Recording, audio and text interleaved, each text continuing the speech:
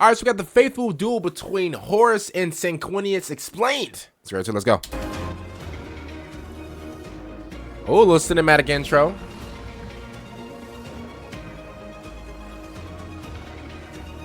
Hopefully you guys are actually doing good, man. G'day guys and gal, how sick was that B-roll sequence? It was pretty cool. Made that diorama. It's literally downstairs and we're going to be giving it away to one of you. Oh. More about that in a bit. The Horus heresy can be summed up by a collection of extremely badass heroic moments that shaped the galaxy for the next 10,000 years. With Sanguinius bravely marching to his death, hoping beyond hope that he could defy fate and save himself, his sons and the galaxy itself being one of the greatest. He was the angel, greatest of the Primarchs and the true champion of the loyalists. He had slain the unstoppable Angron, made the mighty Kabunda his bitch, and he held the Eternity Gate against an endless tide. I've never in my life ever heard, yo, Majorkill, he's coming off as like a little glazy, like, you know, shout out to Majorkill. Is this like his favorite like Primarch or whatever? Yo, I want you guys to comment down below. Is this his favorite Primarch? Because, bro, this is something that I would do for Vulcan. But obviously for Vulcan, bro, man, I'll make a whole Avengers level like type of editing type of like movie, you know, strictly for him for free. Like, yo, like I've never seen Majorkill start off the video like this, yo. And then he was like, oh, you know, Sanguinius, he fought for his people, he fought for whatever, he was actually so cool. I'm like, yo, and then he started off the video with like a B-roll type of thing. I'm gonna be honest with you. This is a little too much if you really ask for it. Now, obviously, if it was Vulcan, bro, come on, bro. Bro, you know what? Bro, I would have played the intro 20 times already. But yo, I've never seen Majorkill even act out, bro. This is not even in his programming. Like, yo, what's going on? He was wounded, his armor broken, the spear of Telesto gone, yet he still squared up to his big bulgy hardest brother and fought without hesitation. The duel was awesome. The setup to the duel was awesome. However, one question that burns hot in all of our minds, could Sanguinius have actually won, and was the duel itself a pointless waste of the Great Angel's life? Before we get started, that sexy diorama you saw was made by me and Chris. Let's get into it. The duel between Horus and Sanguinius wasn't a surprise to anyone, both in-law and...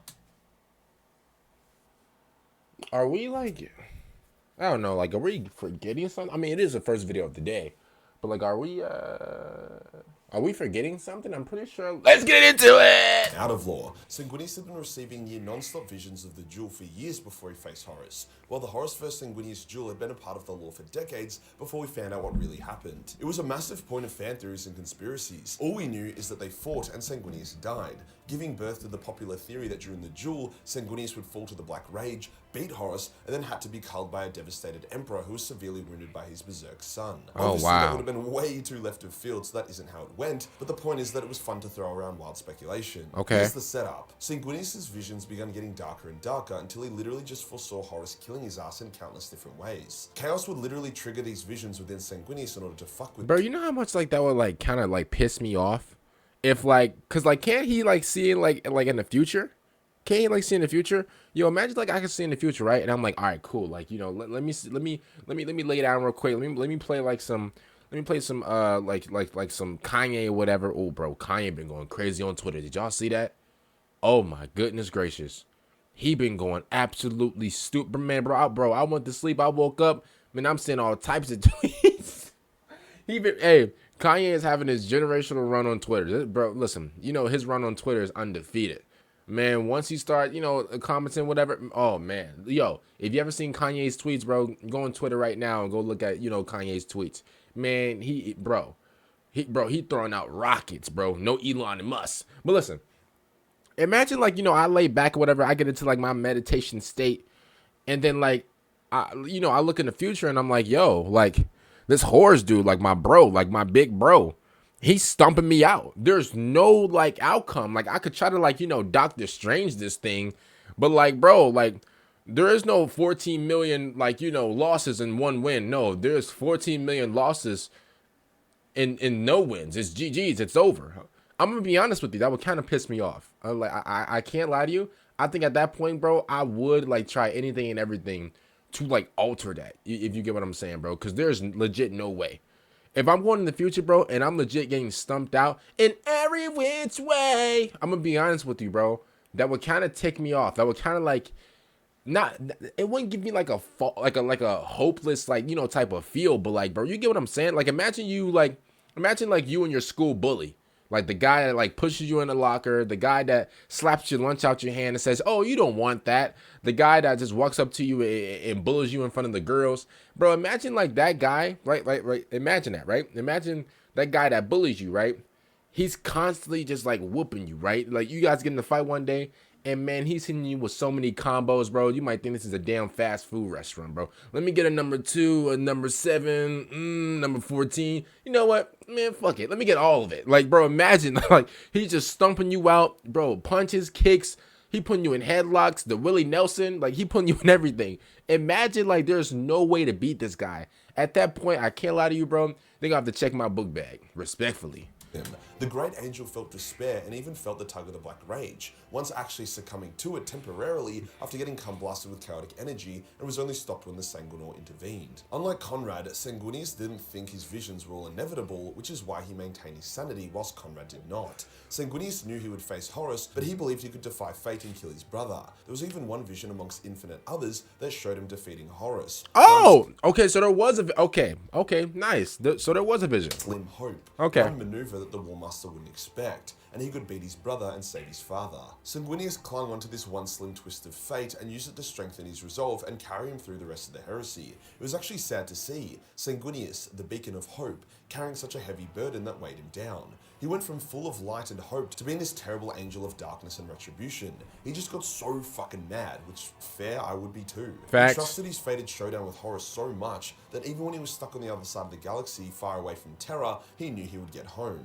The dude even fucking squared up to an Imperator Titan and slew it because he was so confident in his destiny. Even though the odds of him actually beating the Titan was slim and the margin for error was massive, he still fucking did it. Who else can say they slew an Imperator? I sure as hell can't. Honestly, the Titan Death book was kind of mid, but it was worth it for that one scene. Sanguinius was begging for his showdown with Horus just as much as he was dreading it, and boy would he get it. But it wasn't this clean thing. It wasn't fresh, ready to fuck Sanguinius versus Horus. It was a Sanguinius who had fought and beaten Angron, but only after getting stabbed by Angron's unholy sword and given a wound that refused to heal. It was the Sanguinius who had fought and slain thousands of traitors, getting shot with bolt and stabbed with blade all the while. Oh my It was the goodness. Sanguinius who banished Kabanda, greatest of Khorne's demons, and it was the Sanguinius who held the Eternity Gate. It was also the Sanguinius who had lost the Spear of Telesto on his way to face Horus, a mighty weapon. Okay, okay. So it seems like Majorkill is he's trying to like, I guess like put it in light that like Sanguinius was like, that I guess he was like warmed up, or not warmed up, but I guess he was like tired, I guess, because he keep like, he just named like 4 scenarios where like basically he was basically like beat up basically. I think he's trying to like, you know, come across as like, oh, Sanguinius was like beat up or whatever. Bro, but let this be Vulcan. See, if this was Vulcan, y'all be like, oh, well, it doesn't matter. He could just regenerate. He could just come back, which is true. But at the end of the day, bro, see, I don't like this, bro, because y'all don't have the same, bro, the fact that like a lot of you guys, and here's the thing, every time I bring up Vulcan, you guys hate it, which is, you know, respectable. Everybody hates the best of all time. Like, you know, like whenever there's like an avenue or whatever, bro, and there's like a great or like the best of all time, they are like, you know, legit the most hated. Even though Vulcan is like, I don't even know if he's like the most loved, bro. I do know that he is like, you know, like legit the most hated. You know, because he's cracked, because he's strong, because, you know, obviously like the guy's handsome. He's so like glorious and everything like that. Duh. Let me see. He's around what, 8-9 feet, maybe 10 feet tall. I think he's invincible as well. Like he can just keep no. He's not invincible. But he can just like keep responding. Like, you know, they can't take down the GOAT, you know. And so like, bro, at the end of the day, like none of these excuses was ever valid for Vulcan.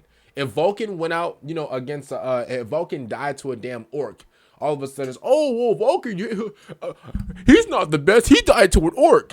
But Sanguinius can stand here and get hit with all types of bullet shells and shotgun shells and stab wounds or whatever. He can, like, you know, continue to go crazy. All of a sudden it's, oh, well, he was beat up. You know, he stood the line. Like, okay, like, I understand that, bro. But let's just keep it real, bro. If this was Vulcan, bro, y'all would have absolutely massacred him, bro.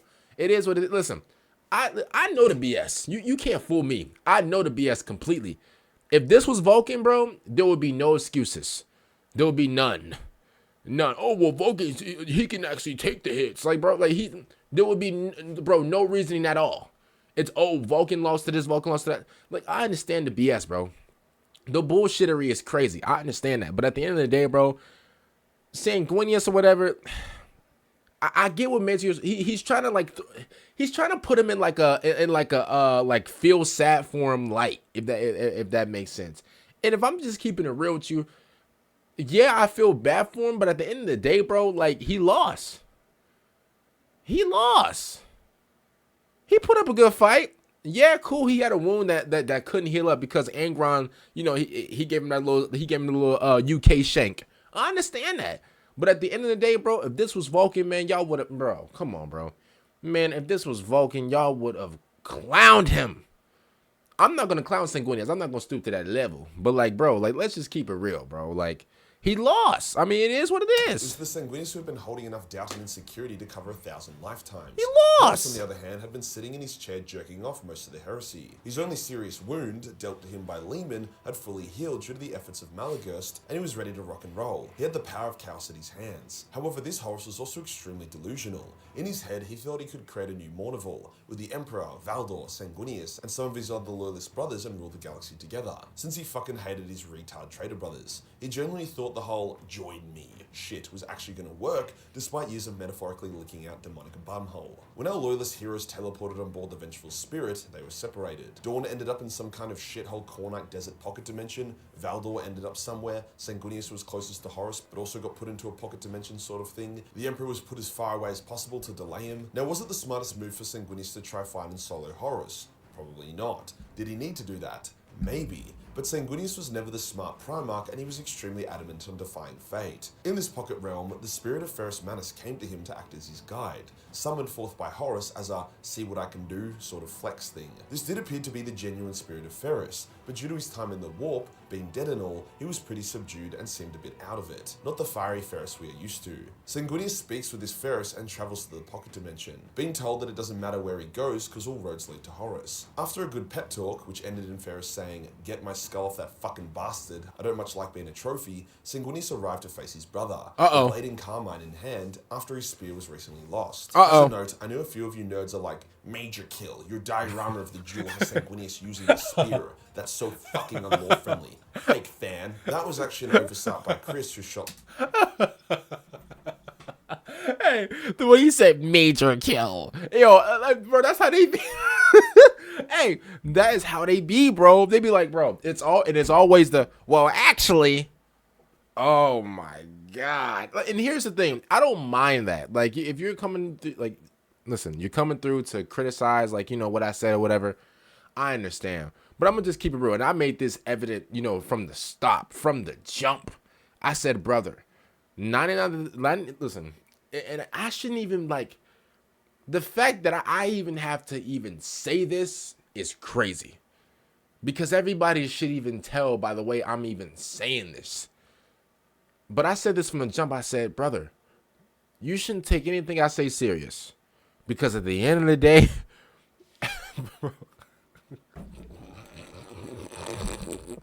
at the end of the day, I am 1,000,000% trolling. 1,000,000%.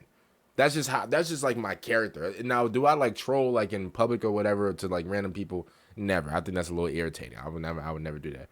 But like, bro, like 99% of like what I'm saying is trolling. I don't even have to, but the fact that I have to say that, it just ensures me that I'm like, yo, like some people obviously like they can tell that like I'm joking around, whatever, But there's some people, bro, who really take it serious and they're like, how dare you say that to Vulcan?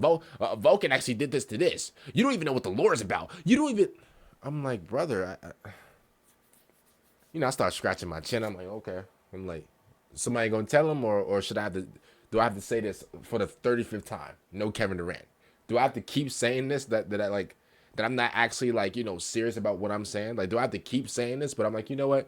I think most people understand, but there's also, there's like that little small percentage of people who just comment and they be saying a lot of like, just over the line, just like bro just woke up angry type things. You get what I'm saying? So footage, because guess what, retard? Sanguinius' weapon arm is magnetized, so you can just take off the okay, I ain't never called nobody no retard. Hey, I ain't never called nobody.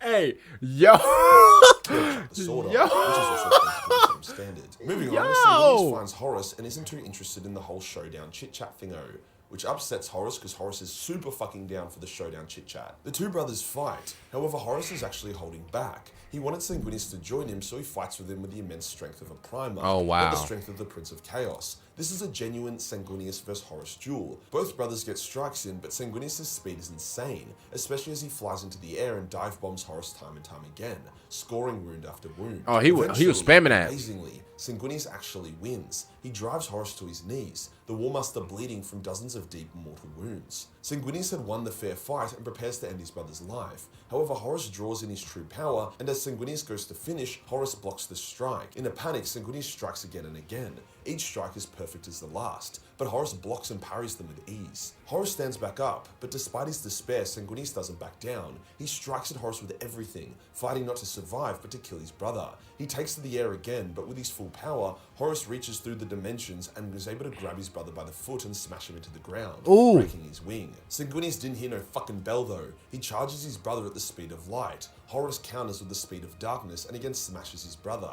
Sanguinius gets up a final time. Horus is amazed that his brother can still fight, and his internal monologue shows how impressed he is. Even as he strikes at his brother, Sanguinius continues to dodge until eventually a fateful blow lands, breaking the last of Sanguinius' strength. Sanguinius tries to rise one last time, but Horus begins beating him. The book literally says like a disobedient dog. Sanguinius' lung collapses, half of his face is flayed off but still clings on like a misfitting mask. He gets his shit absolutely kicked in. He's unable to say any last words since his lungs are so full of blood, so he merely chokes as Horus lifts him up and crushes him slowly until eventually there's a loud snap and Sanguinius dies. His corpse is then thrown to the ground where shadow demons emerge and string it up in a crucified form. Now there's a bit to unpack here. The last thing Sanguinius says before he dies was Manus, when he sees Ferrus' skull. Maybe because he'd just spoken with him. Horus thinks it's because he knows he's about to join him in death, but it's just an interesting note regardless. Another thing people say is that Sanguinius' death was humiliating and terrible and hard to read. Like the right...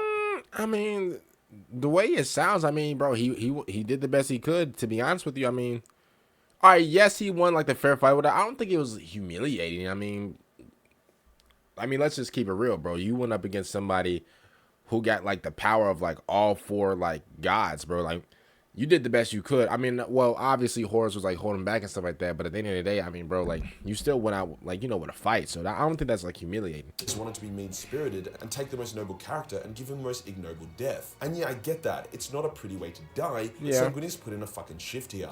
He fought his ass off, beat Horus in his Primarch form, and even continued to impress and duel Horus in his god form. Sanguinius never cried out in pain despite being in agony. He never surrendered, never spoke to Horus or even begged for mercy. Even as Horus crushed the life out of him, he clawed at Horus. Dude went down like a fucking G.